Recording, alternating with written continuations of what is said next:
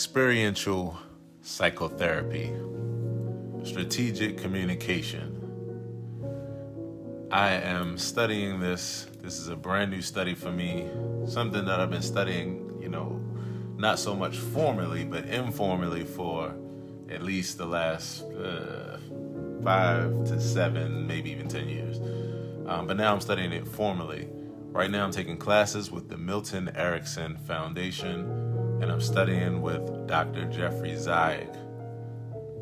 Psychotherapy is something for me that I've been into for a long time because I'm fascinated with psychology. I'm fascinated with the brain, fascinated with how we think and how we behave, how we move, what makes us happy, what makes us sad, what bothers us, what keeps us up at night, what makes us jump for joy, what makes us ramble on and on like how I just did.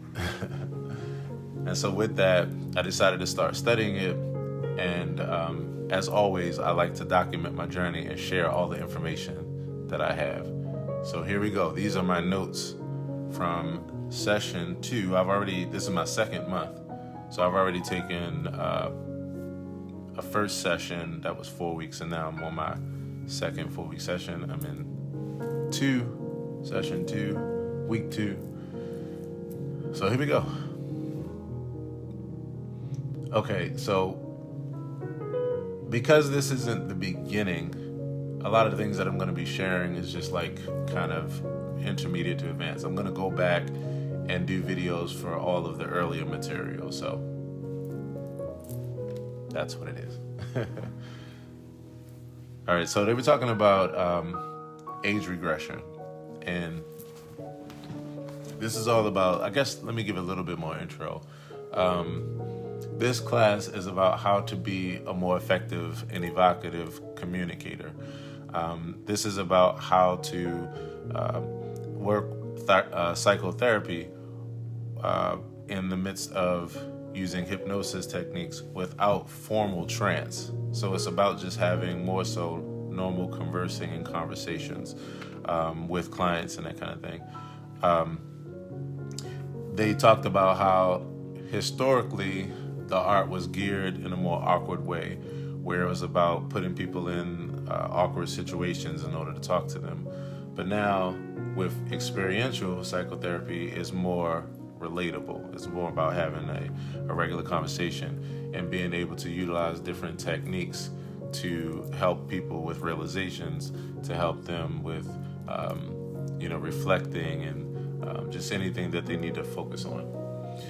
So they were talking about age regression and how you can, how if you're trying to help someone to remember a good experience or some good feelings, then you can ask a question as simple as, can you remember?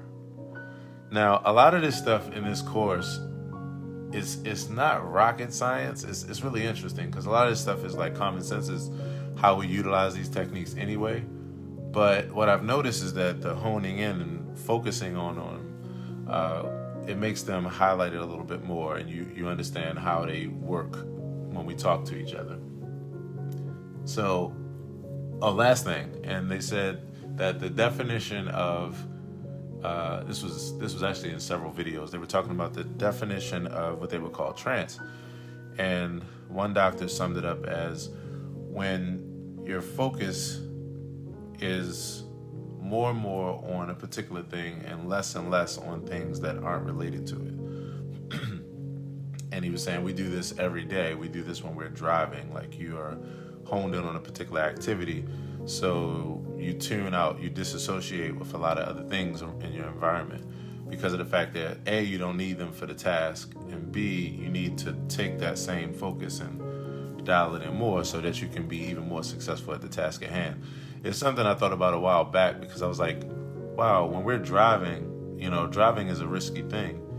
And, these lines that we have in our streets, they aren't real barricades. There's a car that's 1 foot away from us, 2 feet away from us, coming in the opposite direction. But we don't drive around in paranoia because of the fact of healthy dissociation, as they call it, where it allows you to live in that place of peace and equanimity, so to speak, where you're able to manage what you need to manage as far as what you need to focus on and what you need to be concerned about. While not minding the things that don't matter. Anyway, so the more you can focus in. So here they were working with a client, because in this class you get to watch the doctor work and they explain what they're doing. And so they talked about how asking someone, "Can you remember?" can be the basis of an age regression. It allows the person to get out of their present experience and start to dial into a past experience in order to elicit feelings, in order to get back into another place. This is what you're trying to do with the person. They talked about what they call the interpersonal approach, where you're matching language or communication style. To give some examples, the doctor was working with a client who was he was an Israeli, and there was some cultural reference as far as like a traditional story or religious story that the guy referenced, and then the doctor came back and referenced that same story, that same element, in order to help him to relax. He was trying to help him with anxiety. So in order to help him to relax, he was finding different ways of being able to connect with them. In experiential psychotherapy, they talked about how to use all the different senses. Back in the day, hypnosis was like the little dangling thing, and you just like, "You're getting sleepy." But what they talked about is that now it's evolved to be more experiential, where it's not about that kind of thing.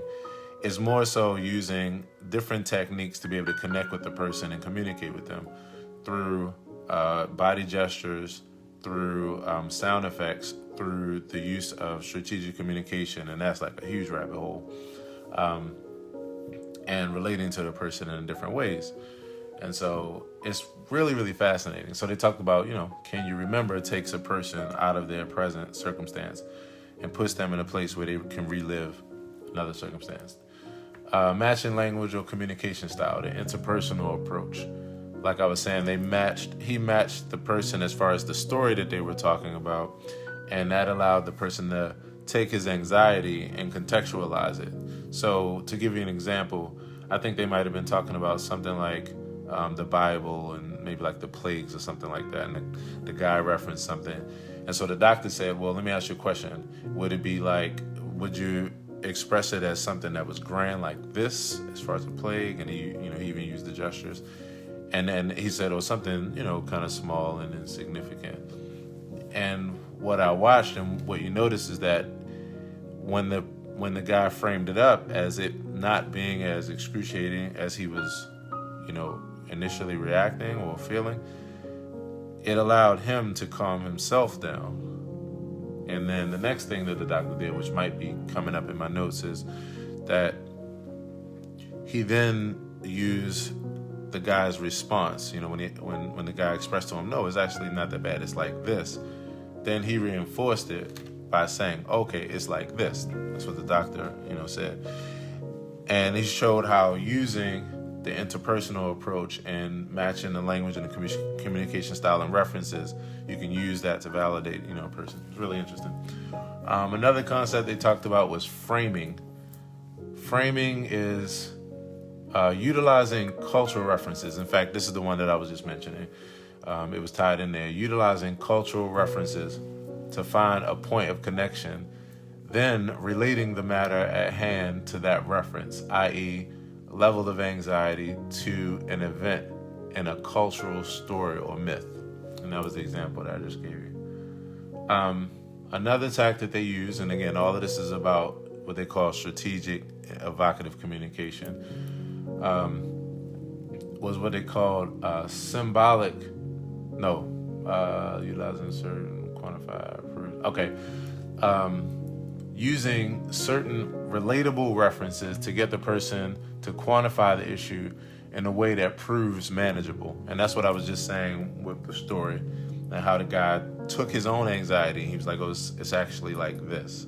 And then you saw that change everything for him, and you saw the doctor reinforce that.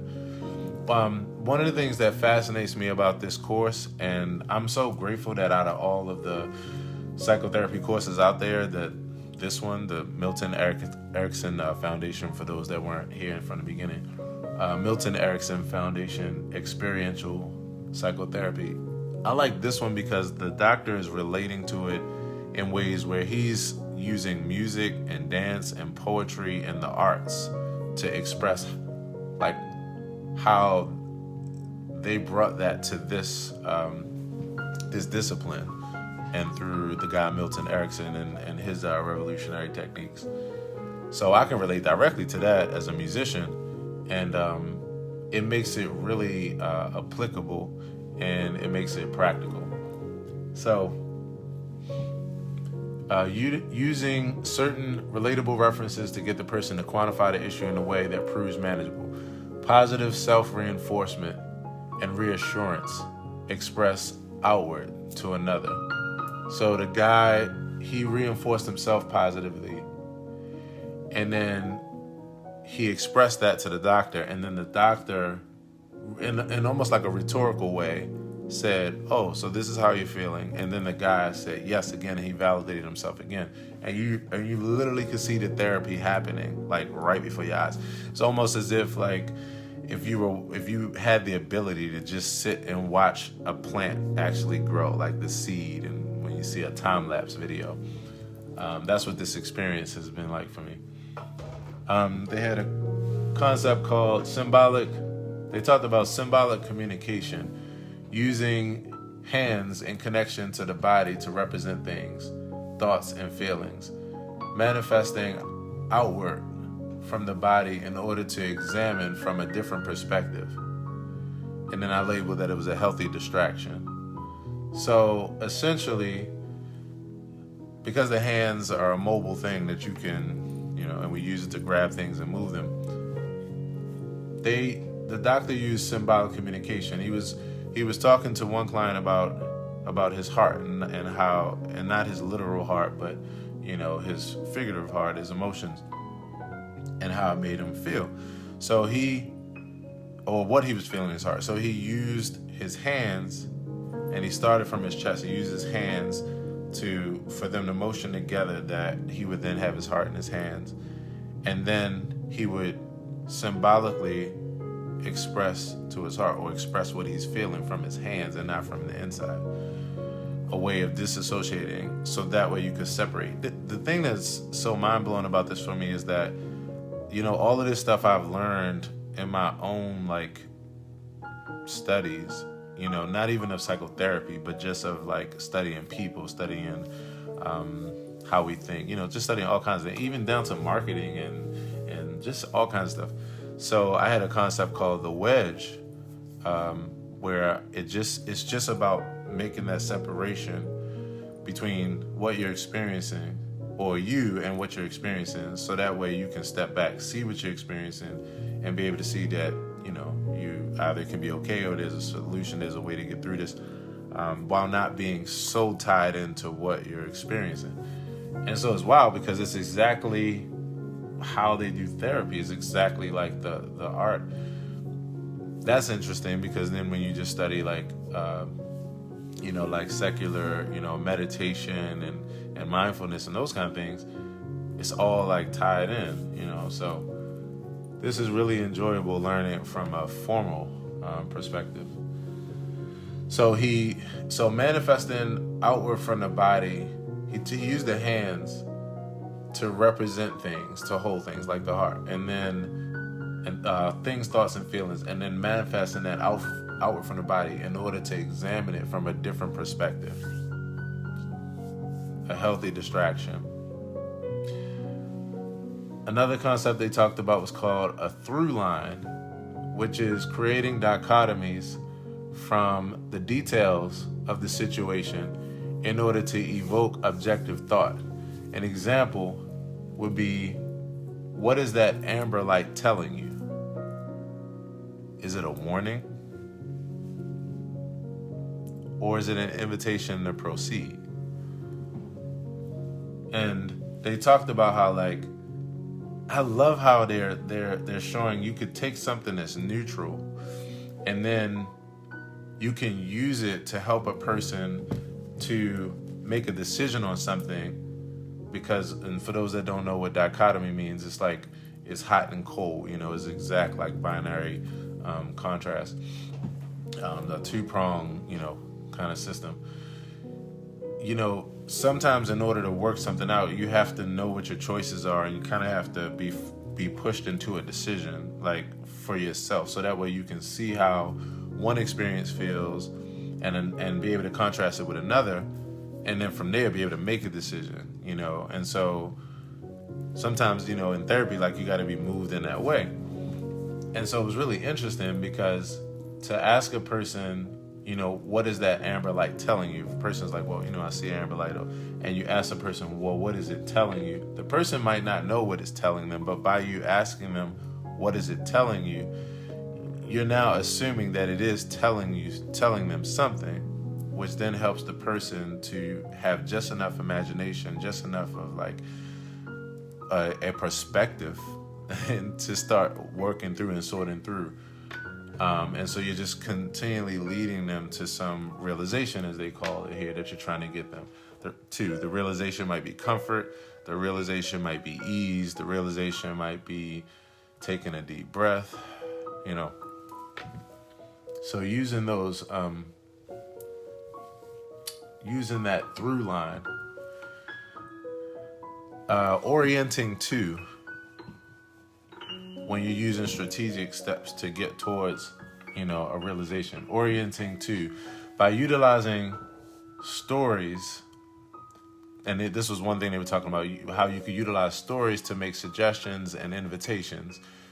Use changes in pitch, tone, and dynamics to taste in order to accentuate. Stories, and I'm telling people every day to tell as many stories as possible, like not lies, by the way. When I was younger, I couldn't even say the word lies. I wonder if any of you all were like that too. My mother thought it, like, she acted like it was a curse word or something. Like, boy, you can't say lie. Say telling a story or a fib. I don't even want you saying fib because it's got an F in it, and that reminds me of another curse word. Love you, Mom.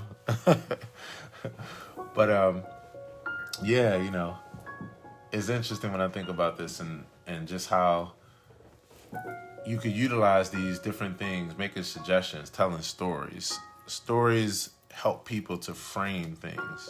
Stories help people to make a connection to things and, have some place of familiarity, a place to start. They talked about wordplay, which was interesting. The one thing about this, and I knew this for years, even before studying it formally, I'm like, I have a quote, where I say the only difference between a superhero and a villain is mindset and use of power. And I knew when I was starting to study psychology and psychotherapy, I'm like, this stuff in the right hands can be used to heal the world, and in the wrong hands can be used to manipulate the fuck out of the world. Yeah, I'm here on the good side. And I'm like, man, this is interesting, because wordplay, most of the times, we would see that as something that is, playing with words, but they showed how, you could utilize certain things, utilize words that immediately resonate to point to a contrasting point. The other day, I was with a friend, and she has how do I want to put it? A reference to island things, being an islander. So saying like, hey, man, or singing something in a song that references that, and then references, and then talking about something else. I was using that to prove a point. And it's interesting, it's like, wow, this is what we do all the time. It's just a normal thing. But to see it in therapy, though, it's like, wow, this is really interesting. Suggesting through the art of allowing. And this hit me like a ton of bricks, because in 2012, I was talking to a good brother of mine, and I was coming into the new year and just having these different thoughts about things. And I was like, you know what? I came to this conclusion that with certain things, we didn't need to struggle with them. We just needed to allow. It's almost like the Chinese finger trap thing. Like or it's quicksand. It's like if you just relax into it and ease out of it, more slowly, boom, you're getting out of it. But if you struggle with it, you're going down, And so to see them talk about allowing here and how you can suggest through the art of allowing as opposed to force feeding something.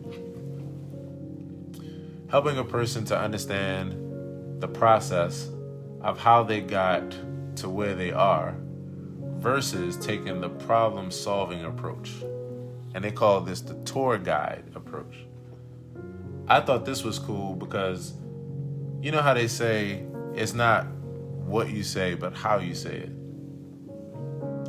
And the thing with this is sometimes if you're trying to help a person with anxiety or stress or these kind of things, if you go straight into problem-solving mode and you're working with a person who's very analytical, or you're really triggering the left side of their brain, dealing with facts and analytics and math and that kind of thing to try to get down to the point, they may tense up because it's too much computing going on, But if you're leading a person like a tour guide to something, to show them what they're experiencing, to help them to open the door of what they're experiencing, then it's like the path of least resistance.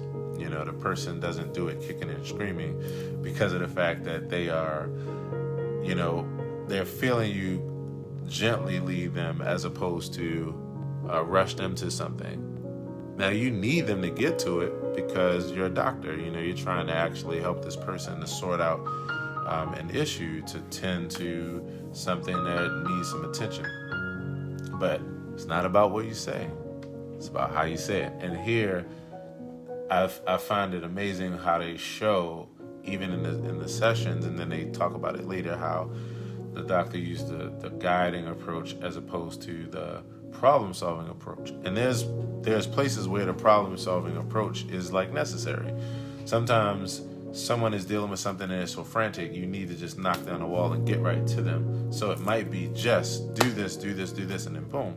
But then there are other times when that works exactly the contrary, and that makes a person even more frantic or tensing up or more confused about what they're experiencing, what they're feeling. Increasing or playing out the tension in order to shift or reframe the energy into something positive. A process moving to a light bulb moment. Now, this right here, wow. This is on some Zen shit right here. This is some Zen psychotherapy shit. So, Milton Erickson, I'm not going to go into a whole thing. I'll do another video about who he was and what I've learned about that. But in a nutshell, what made him go down in history is that his approach to psychotherapy was exactly flipped in many ways from everything else that was going on at the time. But he was getting the same results, and then in many cases better. And he was working with the other side of the coin, instead of force feeding, invite, instead of it being intense, make it be inviting and warm. Instead of being so decisive about, okay, this is, you got your paper, this is what we run down, and I'm going to ask you to say this, and then you're going to look at this and stare up at the ceiling and close your eyes and tell me that, it was more so, how are you feeling today? So you're feeling, and then you got mirroring going on, and you got, relating to a person with their language, with their feelings and all these things. So his whole process was whew. And this was one of those places where, in learning about him, where it was one of those, wow. And this makes sense to me because this is what I do in music. We work with tension, and sometimes before you resolve the tension, increasing it helps it to be where the resolution is experienced deeper and greater and understood, is a greater realization because of the fact that the issue is accentuated. If you have something that's subtly affecting a person, sometimes they can't tell that it's affecting them. It's subtle, so you need it to be accentuated. One of the sessions involved a woman who she grind her teeth, and it was just a habit, and she was trying to figure out, through psychotherapy, like how to deal with it. So at one point, the doctor actually told her to grind her teeth. And he told her to grind her teeth while they were talking. He told her to try to do it while she smiled. He told her to do it in like several different ways. And, a person would think like, why would he tell her to do it more? But he was increasing the tension in order to take that same energy. And then he restructured even what thought would come to mind when she did that. He started inviting her to think about, when that's happening, to think about, well, is this meaningful? And that question was cool because it was ambiguous. You could find a reason that's meaningful. You could say, I'm mad and I don't want to punch a person in the mouth, so I'll grind my teeth.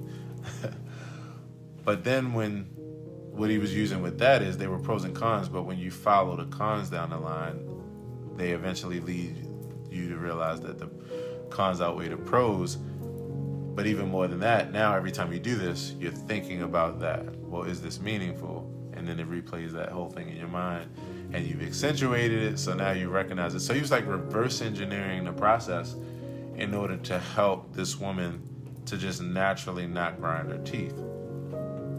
So that whole increasing and playing out the intention is very interesting, but it's in order to shift or reframe the energy into something positive, so you can take the process to a light bulb moment. The way that I do this when I play the piano is that when I'm playing the piano and I get to certain parts of the song, I might take the energy and build it up before I resolve it. And sometimes I'll build it up twice as long before I resolve it because of the same thing. It just means that when the resolution hits, it has a much deeper impact, a deeper realization, deeper experience. The next concept was utilizing symbols, sounds, body gestures, or actions to accentuate the communication. Now this gives me chills right here because I love this kind of stuff. Limbic connection versus the frontal cortex and left brain. The feeling versus the analytical is what utilizing all these things together in psychotherapy, what it elicits, what it connects to, how it accentuates the communication. And so again, this doctor, the thing I appreciated about him the most, even when I was just in the beginning phases, I done broke my bracelet. Ain't nobody tell me nothing. I'm sorry. It's not broken. But yeah. And those that know what that means know why I was like, what the f-?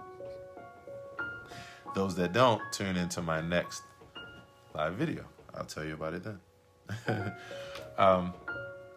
Where was I? I didn't throw myself off. So utilizing all these things together, the feeling versus the analytical, I utilize this in music all the time, and it's one of the things that attracted me to this course, because when I first heard the doctor who was speaking about it, and he was just talking about his thoughts about psychotherapy, I saw some other talks with him and lectures and that kind of thing. The very first thing I heard from him, he was like, yeah, the musicians and artists and story writers and film writers and script writers, they have it figured out. And I was like, holy fuck, who is this guy? Dr. Jeffrey Zeig. Shout out to Dr. Jeffrey Zeig. But I'm like, yeah, who is this guy? Because I've never heard anybody talk about this part of the medical industry from a perspective of art, But his whole thing is that's essentially how you connect with the person and how you really get down to what you're trying to get down to. All right, I got a lot more to go, so I need to shut up and keep talking. The next thing is a concept called Disassociation Statements. induction followed by realization. Induction in layman's terms would be just like the process of how you get into this whole thing, the inducing of it, and then you get to the realization, the climax of it. Utilizing conscious versus unconscious focuses to lead to a dissociative movement and moment, really, which becomes a platform for stimulating other resources. So you're using both the conscious, what's obvious versus what's not so obvious. And they gave like an equation. This equation, what you do is, even in practice, you plug in words into where they have the numbers. So I wish I had a visual to show you all, but it basically, the sentence reads, your number one can number two. This is what you say to a client. This is how you work with. Your number one can two, and, or, while, but, your three can four. And then the last part is, which is 5, is the motivation. Okay, I know this is like crazy, like what the hell is he talking about? I'm gonna tell you what's plugged into those places and it'll make sense. The first, number 1, is conscious state of awareness. So something that's just really easy to tap into. Your feet can. And then number 2 would be what we call a pacing statement, an external focus. Your feet can touch the ground while and then in the third slot, you have what they call unconscious state. Sorry, this is all over the place. Let me just go through the numbers. Number 1 is conscious state of awareness. Number 2 is a pacing statement where you use an external focus. Number 3 is an unconscious state, when you focus on something that deals with an unconscious state. Number 4 is a general eliciting statement, an internal focus, a hypnotic or therapeutic goal. And then number 5 is the motivation. The doctor explained this like how you walk through a song. He loves to use, I think it's Beethoven's 5th Symphony. Da da da da da da da da. I think that's 5th Symphony. He loves to use that because he talks about the stepwise motion of that, and how it's the same thing as you're working through things. You don't want to just jump to a conclusion. You want to pace yourself. So you have to start with the person with something they're consciously aware of, and then use that to get them to focus on an external focus, to then allow them to focus on an internal focus, like unconsciously. And then using that to then say, this is what you're trying to get them to the realization of comfort, of relaxing, of de-stressing, of you can take a deep breath and relax.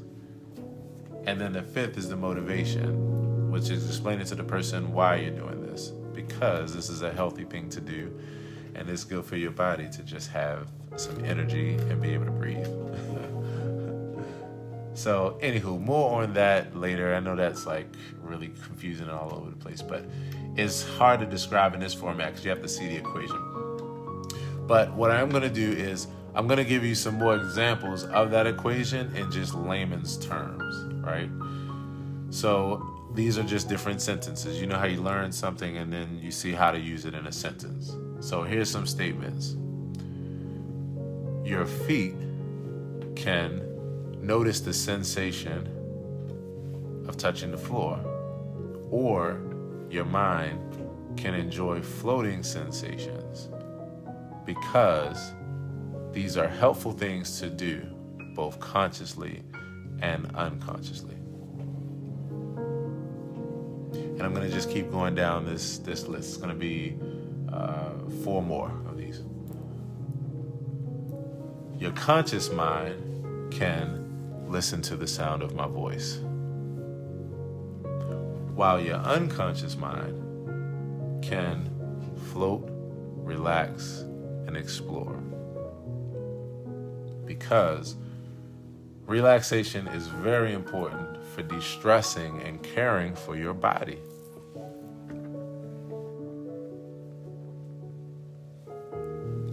You're here,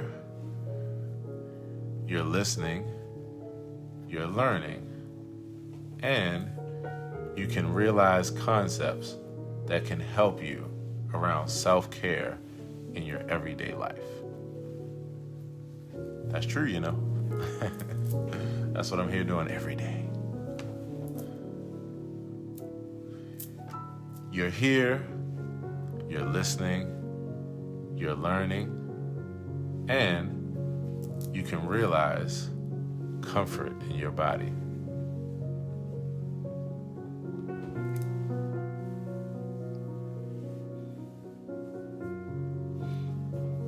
Now I won't do that. I didn't do the last statement on that. I didn't even write it. I don't know why. But here's another one. So this one was an example of, he said, you know, another thing I love, again, shout out to Dr. Jeff Zeig.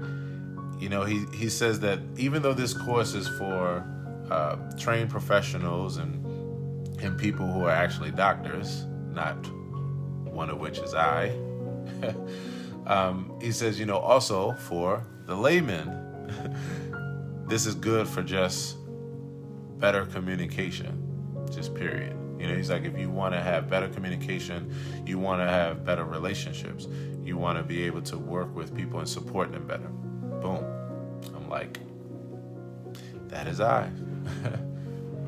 So he used this example to say, if you wanted to, if you were with a friend and you wanted to go to a movie, he said you could say, and he's showing how you could use this in different places and plug in different things in. He said, there are things to do. There are things that we can do. There are things that we could enjoy doing together. We could go to a movie. That's how I'm going to invite the next person out who I ask to a movie. I'm going to invite that way. You know, there are things we could do. There are things to do, you know, in life, period. There are things that we can do. There are things we can do enjoying together. You know, we do like stories. We'll go see a movie. So they talked about how this is taking strategic steps.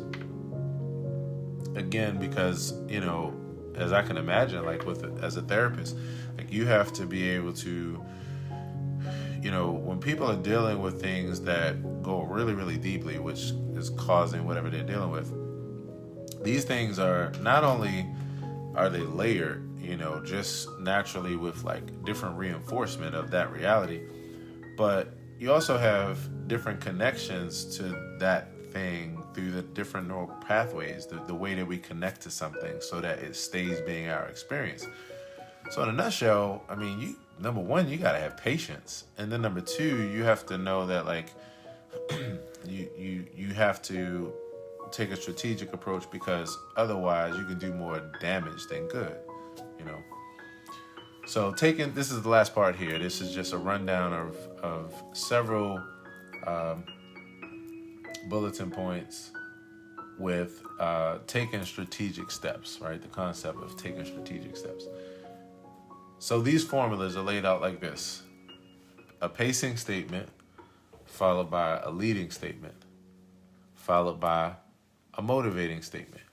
They call it an arc of communication, and he described it like how you would have a song. A song would have an introduction, it would have a first verse, a chorus, a middle section, a bridge, an outro, and an ending. Another way to describe this, and this is going to be like different ways of describing the same thing: enter, offer, exit. Enter, offer, exit. And then they said you could look at it like you have a setup. You set up, you intervene, you follow through. You pre-suggest, you suggest, you post-suggest. You pace, you realize, then you motivate. I love this. Like, this is the science of how you help people. Like I love this. Realize the goal, then reverse engineer, strategic, small steps to reach the goal. That's what we've been talking about this whole time. Pace, pace, pace, suggest, lead. Help a person to understand, realize, then experience. You can use the subject's communication to amplify the positives and reduce the negatives. If a person says that they're feeling good, instead of just going on about your business, you're like, okay, whatever. You're like, oh, so you're feeling good. And it's like, yeah, I'm feeling really good. You're enhancing that. So, last thing, they talked about using the Socratic method, and that's using a questioning system versus answers.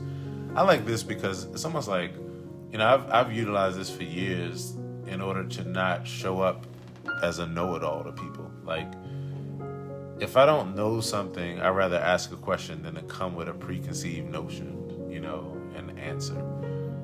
So, or if I just want to engage with a person where I want to build a relationship with them, then asking them about things as far as their life or their interests shows them that I care, asking questions, more so than just telling them what I'm about. That may make me seem very self-centered. So this particular class, at the end they have question and answer. And so the person who was actually the client in this case, who was the demo subject, he had a question, and he's a therapist himself, even though he was in the chair. And so he had a question, and he said that with the way that he experiences anxiety, when a doctor is working with him or with a client and they go to the place of reshaping, if you're taking anxiety and you're trying to help the person to reshape it, so you reshape it as energy in a different direction. He said, to him, that didn't work so well. He didn't like the way that felt. It really felt dismissive. And so in his mind, it worked the opposite from the way that it should have. It was actually a negative thing. And so he wanted to ask the other doctor what was his opinion on that, and what do you think about that? And so they started talking about how, now this was just one session. So the doctor, if he was continuing on, he would have learned that about this person, and then he would have changed his method up, and it would have been like this. He said they would use the Socratic method, where they would do more questions than answers. So when the tour guide, when you're leading a person, or the shaping or strong suggestion method isn't working, and a person is feeling really emotionally dismissed, then you rather move toward the questioning, more towards saying, so, when you experience this, how does this make you feel? Or when you felt this good feeling, tell me more. What did that then make you do? And that way a person is leading themselves down to that place of wellness, down to that place of de-escalating, de-stressing, or whatever is happening. That's class 1. And so I'm crazy excited because I am a nerd. I'm a proud nerd for information and for education. And this is the first class that I've physically taken notes. The rest of the classes, I've been just digesting it and just memorizing it, through listening and documenting it that way. But this was the first time where I sat down and took notes. And I'm looking at these notes and I'm like, this is just one class. Well, I was going to give you out of the way that they get a load of me. I remember the Batman reference. But I was like, wait a minute. How old are the people that I'm talking to right now? Because they might not know that shit. Thank y'all for hanging out with me. This was class 1, Experiential Psychotherapy, Strategic Communication. This is with the Milton Erickson Foundation. Check them out if you want to take the class 2. It's great. It's online Zoom classes, which make it really convenient, and it's very, very practical. And so I'm going to be doing these regularly, so you know where to find me for these. Last but not least, in the background, you've been listening to my song called Breath of Life. And you can find that everywhere. If you just Google it, Aaron Hill, Breath of Life is on my album called Key Reflections. If you like it, you can add it to your playlist. I would highly suggest that you do. And last but not least, if you want to make me proud, if you want to help me to make more content like this, and if you got anything out of this, if it helped you, if it entertained you, and you want to help me to make more, then look for the information in the comment section or the description. See y'all next time for class 2, Experiential Psychotherapy.